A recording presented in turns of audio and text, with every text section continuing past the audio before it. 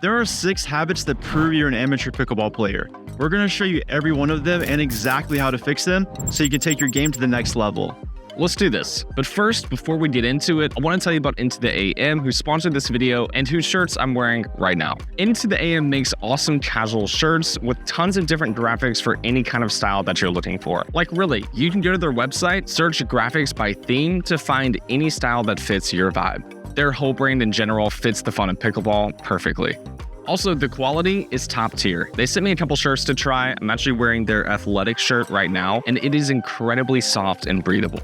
So some of their shirts are perfect for on court. On top of that, I'm also wearing their shorts, which are just as high quality. Definitely recommend. So I'm a big fan of Into the AM and definitely recommend that you check them out too. They have a huge 4th of July sale going on right now. You can get up to 60% off site-wide. Plus, when you use our link in the description, you get an additional 10% off just for going through us. Get one for yourself, your dad, maybe even your pickleball partner.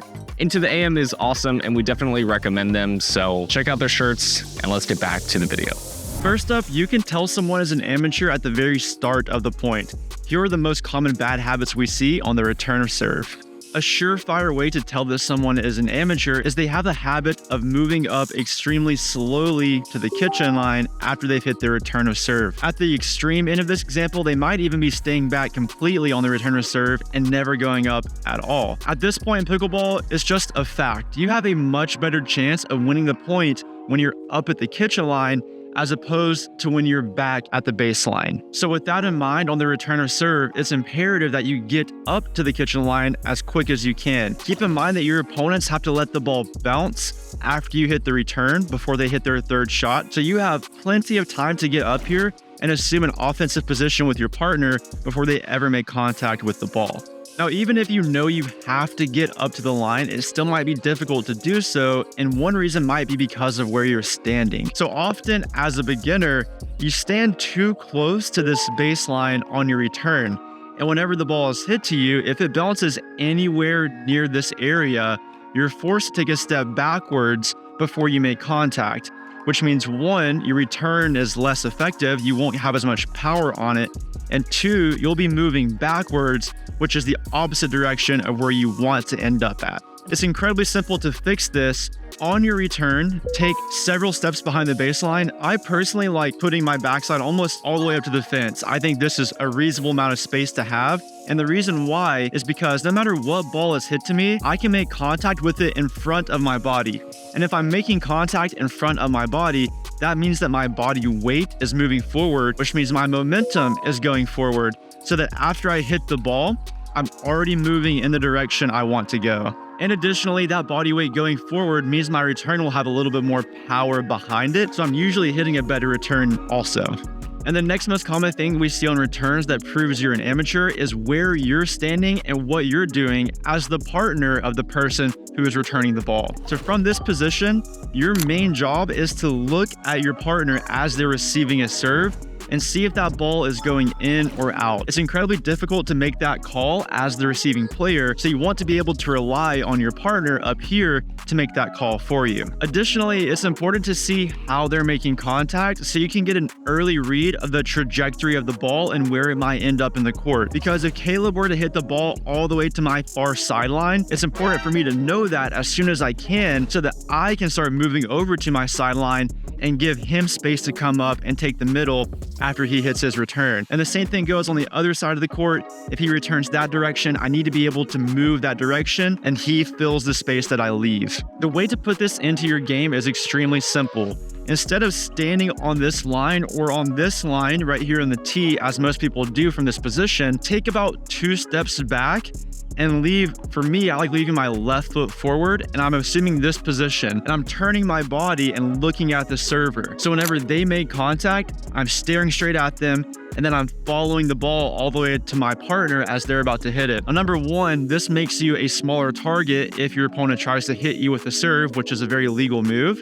And then number 2, as I'm looking at my partner here, my hips are still turned, so I don't have to take some big movement to look at them. And then finally, when they make contact, because I'm a couple of steps behind this line, I can easily step forward to fill the space rather than having to step side to side. So imagine Caleb hits just a good return down the middle. I can just take 1-2 steps here, look down at my feet, make sure I'm good, and still have plenty of time to react to the third shot that's coming my way. So now we know how to fix the second shot of the point, which is the return, but what about the third shot? The next most common mistakes we're gonna cover happen with third shot drops. So first, let's show you what those look like. The first way to know you're playing with an amateur who's hitting third shots is when they miss into the net far too often. Typically, beginners are scared that they're going to hit an imperfect drop, so they try to hit with too little margin, meaning they're going to more often hit the ball directly into the net rather than arcing it high and giving themselves a better chance to make sure that their third shot drop lands in. When they do this, they are also proving to their opponent that they haven't developed a midcourt game. Because when you're forced to hit perfect third shot drops, that means you're intimidated of being in the midcourt and potentially having to hit a reset and work your way up to the kitchen. Don't worry, we have a great solution to fix this. The first way to hit third shot drops properly is, like Shay mentioned earlier with the return, we need to be making contact out in front of us. A lot of people like to drop or hit from their sides. This doesn't allow you to provide forward momentum, which is what we need to be able to arc the ball high and get it to our destination. This also means that if we want to be applying forward momentum, we need to step back farther than we initially think. A lot of beginners like to stand on the baseline after they serve the ball, but since the ball has to bounce once after they return it, we're often caught with the ball at our feet, forcing us to make an awkward shot at our feet. That's why every time that you serve the ball, you need to be taking a step back to then hit your third shot drop, giving yourself more space to move up and apply your forward momentum. The next thing to focus on after we make contact is the arc of our shot. We actually want to hit the ball higher than we initially think because, again, we want to increase our margin of error rather than going for perfect drops. The best way to accomplish this is focusing on shot peaking. One helpful tip that we give to a lot of beginners is to have them stop focusing on just the target of the kitchen as where they're aiming their shot, but instead focusing on the peak of their shot on their side of the court, which helps them hit the ball higher and focus less on the destination and rather the shot technique itself. If that sounds complicated, let me explain. It's actually really simple. When you hit a shot on your side of the court, you're going to apply an arc on the ball. At some point, the ball has to fall back down when you make contact. It will start falling like this. But the shot will peak, meaning it reaches its maximum height at one area on the court. A good third shot drop should peak on your side of the court and start falling back down after it crosses over the net. A bad third shot drop is one that peaks at the net and only now begins to fall back down, meaning it's going to bounce up too high and give our opponents an attack on the other side of the court. So here's where I want your shot arc to look like. Make contact at the baseline, and I want your shot to peak around the kitchen on your side of the court. This is where it should be at its highest arc and is what you can start to focus on when you're hitting your third shot drops. It also helps the target feel larger and helps you hit the ball higher in general, meaning that when it starts to fall down, your clearance of the net is going to be much higher. Next on our list are speed ups, where mistakes are made at even the highest level. We're going to show you the habits that most beginners have on their speed ups that are ruining their game.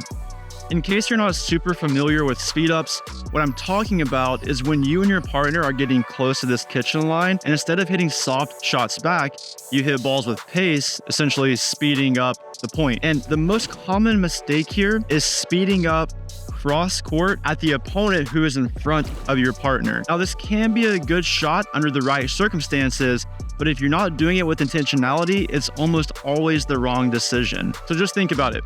You and your partner are in a dinking rally and you get a ball that you want to speed up. And your first instinct is to hit it hard at the person across from you. Well, number one, that person out of everybody on the court has the most time to react to your speed up. They're the furthest person away from you, and they have plenty of time to see what's coming and position themselves ready to counterattack. And importantly, when they do counterattack, they don't hit it back at you, they hit it at your partner, who has almost no time to react to that shot. So just imagine from your partner's perspective, they're standing here, they're watching you. Usually their heads are turned at you, which complicates the matter even further. So they're watching you, You hit the ball hard, they have to turn their eyes from you onto the opponent, and then by the time they get here, there's already a ball coming right at them, and then they have to refocus on that ball and then hit a good shot back. It's next to impossible to do, and that's why it's almost a surefire way to tell that that person is not a great pickleball player, because they're hitting consistent cross-court speed ups. Now, to fix this, really simple. Whenever you have that urge to speed up the ball, the best possible place is to go at the opponent in front of you, usually around their shoulders or around their hips if you can. But I recognize that that's not always easy to do. Because we have a net in front of us that's higher on this side of the court, it's hard to hit a speed up that hits your opponent where you want to hit them. And I think that's probably the reason we tend to go cross court, because it looks like we have more space. Well, because we do. But instead of going all the way cross court, the next best place to hit a speed up is just straight through the middle of the court, usually more towards the opponent on your side. Imagine this scenario. Caleb and I are opponents. We're dinking back and forth. I have an opportunity to speed up the ball. From this position, Caleb has to defend his sideline. If he doesn't, then the middle is entirely open. And that's great for me because that puts his partner in an incredibly difficult position. So a great place for me to hit this ball is somewhere right around here to my right of Caleb and to his left. That means that he has to cover his sideline first. And when I hit this ball over here, it's hard for him to get back in time to defend it. And if he does defend it, he's usually popping it up, or his partner is probably going to have to lunge at the ball to get it, which also is likely to pop that ball up, leading to an easy put away from this side. The next speed up habit that proves you're an amateur is being too impatient with your speed ups. So whenever you finally make it up to this kitchen line at the early levels, you usually feel the need to be offensive. And because you have that feeling, you tend to be offensive on balls that you probably shouldn't be offensive on. Here's what I mean. Another dinking rally, let's assume we're in a dinking rally, and someone hits a ball that's pretty good to my feet, but it pops up just a little bit, and maybe it's sitting right around my shin height. Now, if this is the first ball that I've seen that I think I can get a good look at, then I'm probably going to speed it up, even though it's not the best ball to speed up. And this happens really frequently. One person is singled out of a rally and they finally get a ball to them, and even though it's not a great ball, they tend to speed it up and then lose the point for their team. This also happens in dinking rallies when you're trying to speed up out of the air. If someone hits a ball to me and I have to really reach in to get it, it might feel right to try to hit a speed up from here, but you got to recognize that in both of those scenarios, you're just speeding up from a compromised position, meaning that if I'm off balance trying to hit a ball, it's really difficult to then recover and get ready for the next ball that's coming at me and hit it with any sort of pace or authority. Usually, I'm just going to get overtaken by the counterattack and we're going to lose the point. To fix this, it's incredibly simple. Just look for two types of balls. Number one are balls you can take out of the air and easily speed up, usually hitting down towards your opponent's feet. This is the best possible place you can speed up. But the second type of ball to speed up is a dink that's hit towards you, but it bounces high. And when it bounces high, you also have the luxury to speed up that ball. Importantly though, you probably want to take a step back. That way you can hit the ball as you're moving forward and really hit an effective speed up. This concept of being impatient on your speed ups doesn't just happen at the kitchen line. It also happens at the midcourt and even at the baseline. We call these panic drives. And what that means is when you're out of position and you're feeling uncomfortable, you have a tendency to drive the ball. And the problem with this is that if you're out of position or off balance, number one, your drive won't be very good. And number two, you're adding pace to a ball while you're out of the court or out of position, meaning that you're taking time away from yourself and your partner, and you're diminishing your ability to recover and get back in the point. To fix this, incredibly simple, you should always be thinking middle and soft. If you're ever out of position and you're pulled wide or your partner is pulled wide, look for a soft ball to the middle. You and your partner both have time to rejoin on the court and get into a better position before your opponents make contact. Our fourth big sign of an amateur is when they hit lobs. It's not that lobs are always a bad choice, it's just that the way that amateurs hit lobs often lead to bad scenarios. Let me explain. Low-level players often don't have a game plan when they hit lobs. Usually it's a defense mechanism when the ball is coming fast and we need to just get it back up and over the net, which I do think is a good idea because a ball over the net is better than one in the net. But the problem is we're not aiming our lobs in a way that prevents our opponents from attacking with as much force. So often a lob is popped up and the opponent has a free overhead to end the point outright.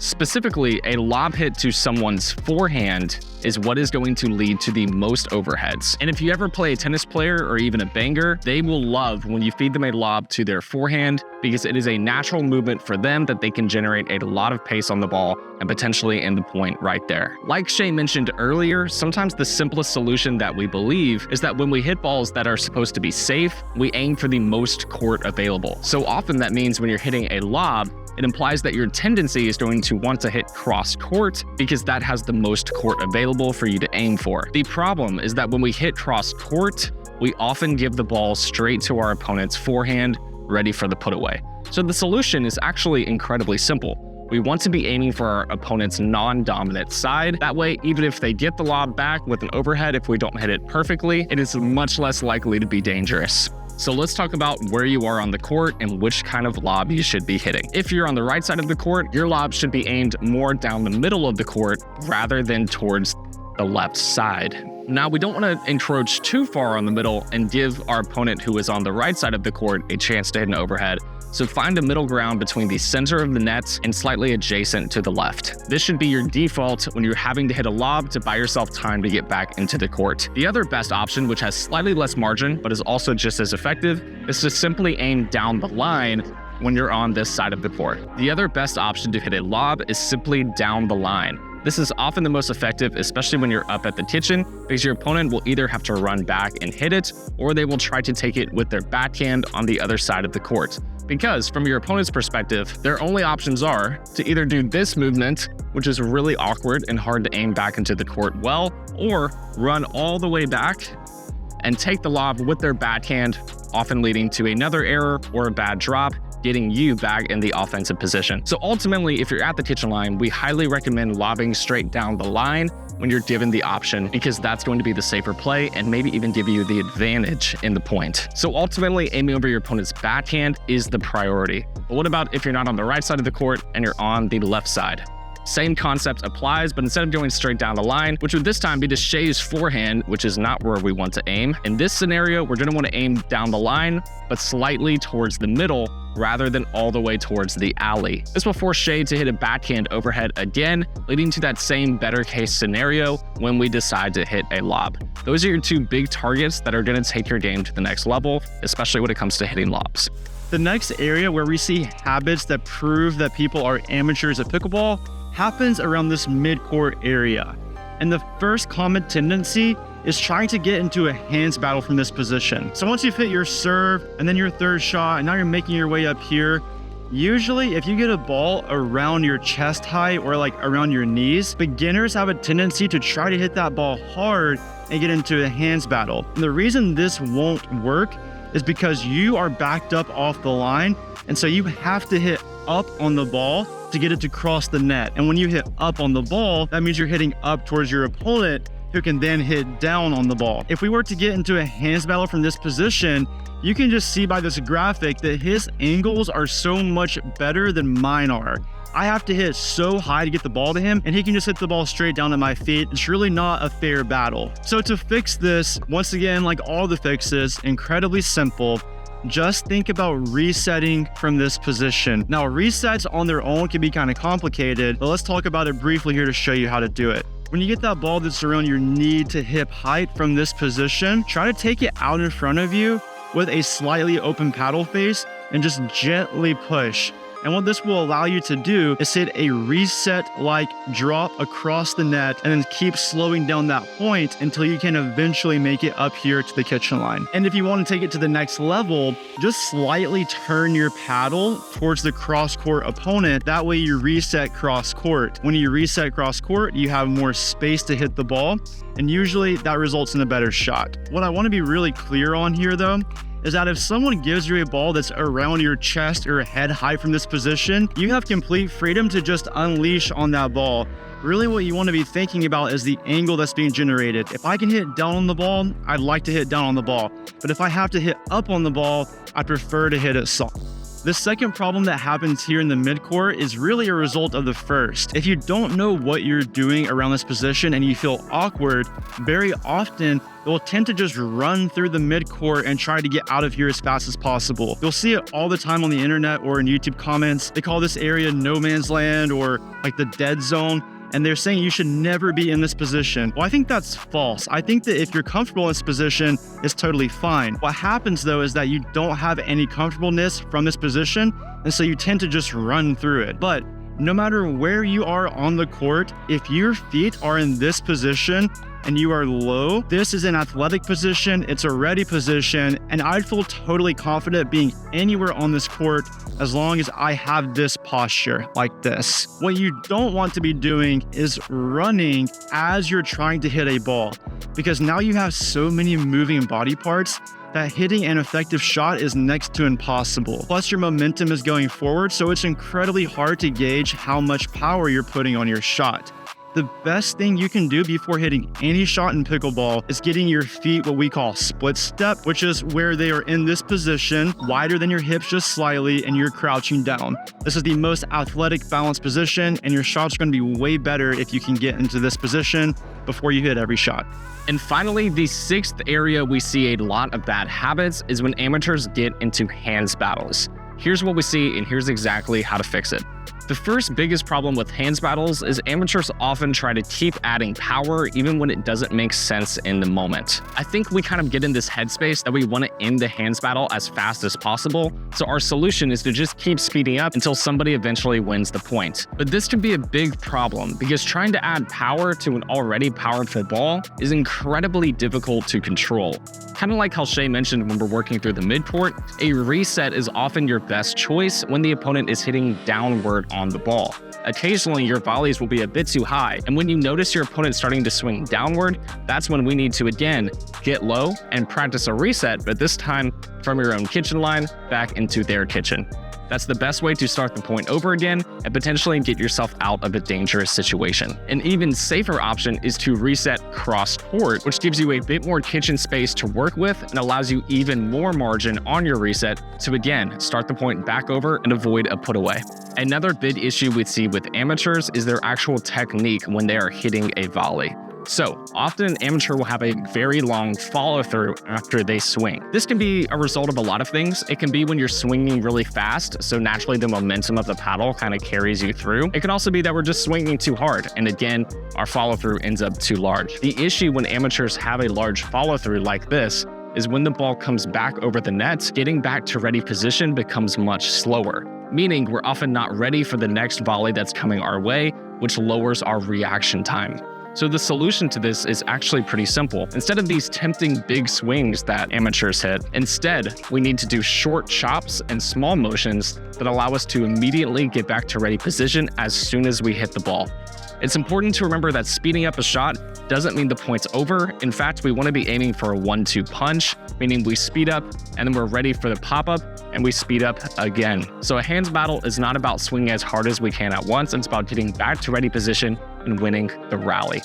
Another very common thing we see in lower level players is they have some sort of paddle tick between each shot. For instance, some people like to slap their paddle actually before they hit the ball. Some people like to swing and then immediately put their paddle back at their side like this. Some people may even twist their paddle between each volley. All of those things can be natural instincts that for one reason or another you've developed over time and helps you mentally prepare for the next shot. We even see quarterbacks do this in football when they're about to throw the ball. Sometimes they'll slap the ball and then throw it. It's just a natural instinct that we have to prepare ourselves for what's coming next. The issue with these tendencies is they take away again from our reaction time at the kitchen.